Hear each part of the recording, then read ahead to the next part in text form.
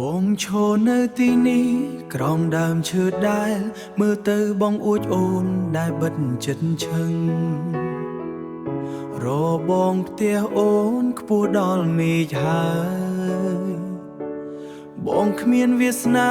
ដើរចូលទៅក្បែរព្រោះតែអ្នកមានគុណមិនឲ្យយើងជួបបងប្រៀបដូចជាផ្កាដែលខ្វះពន្លឺរស់នៅទាំងងងឹតព្រោះគ្មានរូបអូនតើអូនដឹងទេបងនឹកអូនខ្លាំងណាស់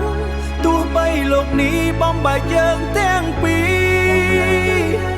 តែចិត្តបងអើយមិនព្រមឈប់ស្រឡាញ់ខ្យល់បក់មកហើយនាំក្លិនផ្កាម្លិះដែលយើងធ្លាប់ដាំកាលពីឆ្នាំមុនឥឡូវផ្កានោះប្រហែលជាស្រពោនដូចជារូបបងដែលនៅម្នាក់ឯងទឹកភ្នែកហូរចុះគ្មានអ្នកជូតអោយបងប្រៀបដូចជាផ្កាដែលខ្វះពន្លឺរស់នៅទាំងងងឹតព្រោះគ្មានរូបអូនតើអូនដឹងទេបងនឹកអូនខ្លាំងណាស់ទោះបីលោកនេះបំបែកយើងទាំងពីរ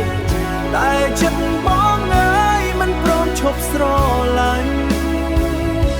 ទោះបីម៉ែឪអូនស្អប់បងយ៉ាងណា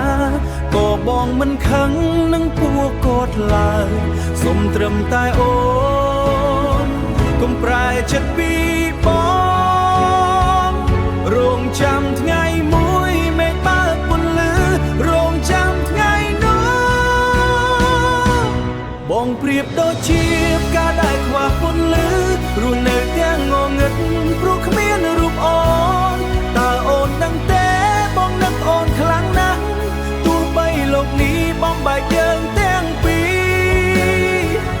តែចិត្តបងអើយមិនព្រមឈប់ស្រឡាញ់នៅចាំបងណា